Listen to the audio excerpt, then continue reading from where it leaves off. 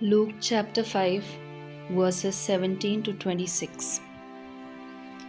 On one of those days, as he was teaching, there were Pharisees and teachers of the law sitting by, who had come from every village of Galilee and Judea and from Jerusalem, and the power of the Lord was with him to heal.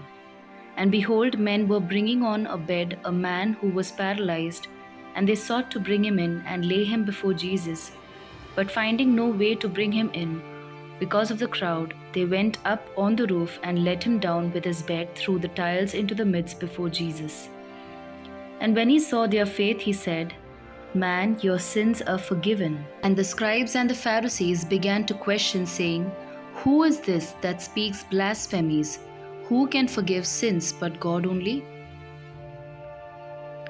When Jesus perceived their questioning, he answered them, "Why do you question in your hearts?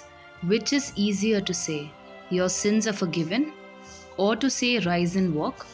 But that you may know that the Son of Man has authority on earth to forgive sins," he said to the man who was paralyzed, "I say to you, rise, take up your bed, and go home."